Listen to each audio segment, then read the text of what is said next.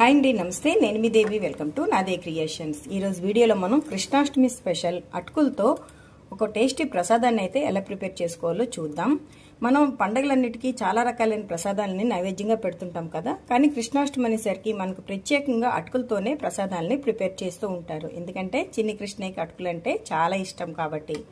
మరి ఎప్పుడు రెగ్యులర్గా చేసే ప్రసాదాలే కాకుండా ఇలా అటుకులు, పల్లీలు, అలాగే కొబ్బరి కాంబినేషన్లో ఈ సంవత్సరం మనం లడ్డూలను ఎలా ప్రిపేర్ చేసుకోవాలో చూద్దాం. ఇది చాలా బాగుంటుందండి. అంతేకాకుండా ఎవరైనా సరే చాలా సింపుల్ వేలో దీన్ని మనం ప్రిపేర్ చేసేసుకోవచ్చు.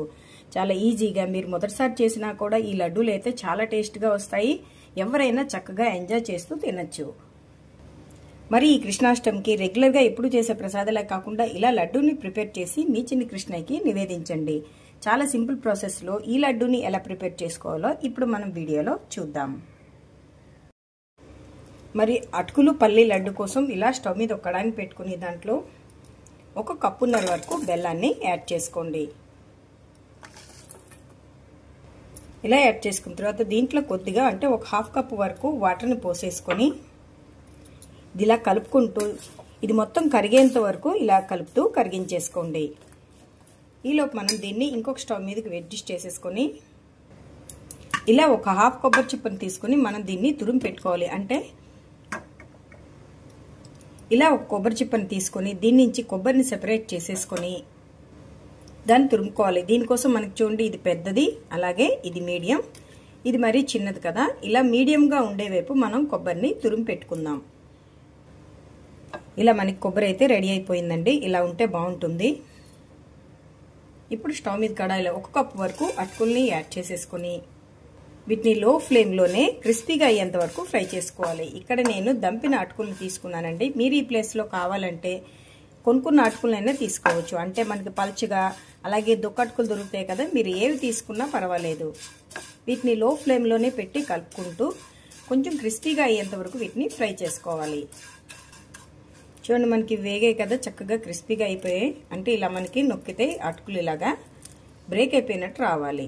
అంటే ఇది మనకి ఫ్రై అయిపోయినట్టు. ఇప్పుడు వీటిని ప్లేట్లోకి ట్రాన్స్ఫర్ చేసేద్దాం. ఇప్పుడు ఇదే కడాయిలో 1 కప్పు పల్లీలని యాడ్ చేసుకుందాం. మనం ఏ కప్పుతో అయితే అటుకులను తీసుకున్నామో అదే కప్పుతో పల్లీలు కూడా యాడ్ చేసుకుని వీటిని కూడా లో ఫ్లేమ్లోనే దోరగా ఫ్రై చేసేసుకోండి.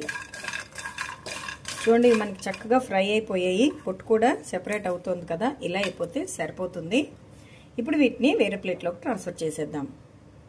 ఇప్పుడు మళ్ళీ ఇదే కడాయిలో మనం తురుము పెట్టుకున్న 1 కప్పు కొబ్బరిని కూడా వేసేసుకొని ఇది పొడిగా అయ్యేంత వరకు మనం ఇలాగా లో ఫ్లేమ్లోనే ఫ్రై చేసుకోవాలి. దీనికి ఆయిల్ ఏమి వేయాల్సిన అవసరం లేదు. ఆయిల్ కానీ ఘీ కానీ ఏమీ వేయక్కర్లేదు.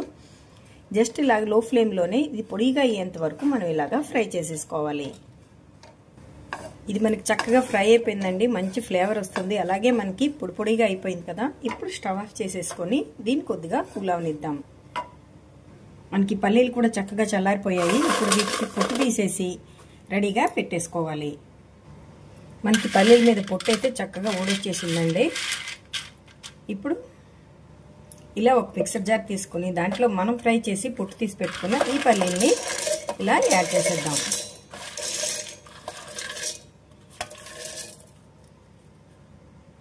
ఇప్పుడు వీటిని మనం గ్రైండ్ చేసుకోవాలి. మరీ మెత్తగా కాదు, అలాగని మరీ పలుకు పలుకుగా కాకుండా కొంచెం కోర్సుగా ఉండేటట్లు దీన్ని బ్లెండ్ చేసుకోండి.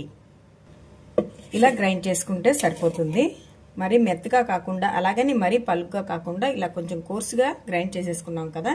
ఇప్పుడు దీన్ని మళ్ళీ మనం ఈ ప్లేట్లోకి ట్రాన్స్ఫర్ చేసేసుకుందాం. ఇప్పుడు దీన్ని పక్కన పెట్టేసుకుని మళ్ళీ ఇదే మిక్సర్ జార్లో మనం ఫ్రై చేసి పెట్టుకున్న ఈ అటుకుల్ని మనం ఫ్రై చేసుకుని కొబ్బరిలోంచి కొద్దిగా మాత్రమే కొబ్బరిని తీసి వేసేసుకుని ఇప్పుడు వీటన్నిటిని కూడా మిక్సీ పట్టేసుకోవాలి. వీటిని కూడా మనం ఇలాగా మిక్సీ పట్టేసుకున్నాం. ఇలా ఉంటే సరిపోతుంది. ఇప్పుడు వీటిని ఇందులో యాడ్ చేసేసుకుందాం. ఇప్పుడు ఇవి రెండు బాగా కలిసేటట్టు ఇలా కలిపేసుకోండి.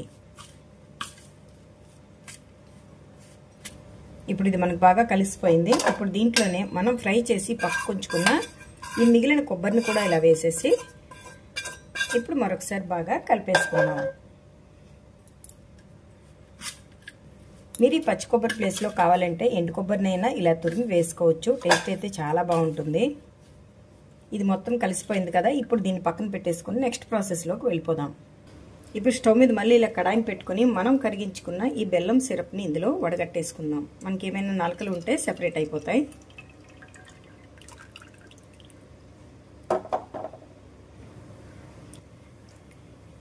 ఇదిలా యాడ్ చేసేసుకున్నాం కదా, ఇప్పుడు స్టవ్ని లో ఫ్లేమ్లోనే పెట్టుకొని ఒక 5 మినిట్స్ పాటు దీన్ని లోలో ఉడికించేసుకుంటే చాలు.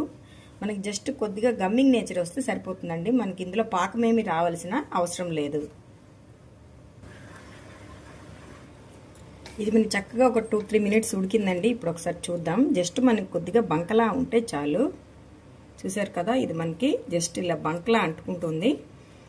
ఇప్పుడు స్టవ్ని కంప్లీట్గా లో ఫ్లేమ్లోకి అడ్జస్ట్ చేసుకుని ఒక చిటికెడంతా సాల్ట్, మంచి ఫ్లేవర్ కోసం ఇలాచీ పౌడర్, అలాగే కొద్దిగా నెయ్యి వేసేసుకుని ఒకసారి వీటన్నిటిని బాగా కలిపేయండి. ఇలా కలిపేసిన తర్వాత స్టవ్ని ఆఫ్ చేసేసుకొని మనం రెడీగా పెట్టుకున్న ఈ పౌడర్ని ఇందులో వేసేసుకుందాం.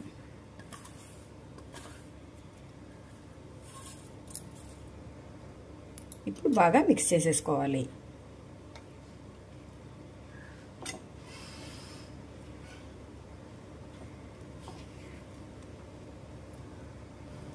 ఇలా కలిపేసుకున్నాం కదా, మనం పట్టుకోగలిగేంత వేడి వచ్చేంత వరకు దీన్ని ఇలాగా పక్కన పెట్టేసుకోండి. మూత పెట్టాల్సిన పని లేదు, ఇలా ఉంచేసుకోండి. మనకు కొద్దిగా హీట్ తగ్గిందండి. ఇప్పుడు మనం దీంతో లడ్డూలు చేసేసుకుందాం. మన చేతికి నెయ్యి రాసుకోవాల్సిన అవసరం కూడా ఏం లేదు. చాలా ఈజీగా మనం ఈ లడ్డూల్ని ప్రిపేర్ చేసేయచ్చు.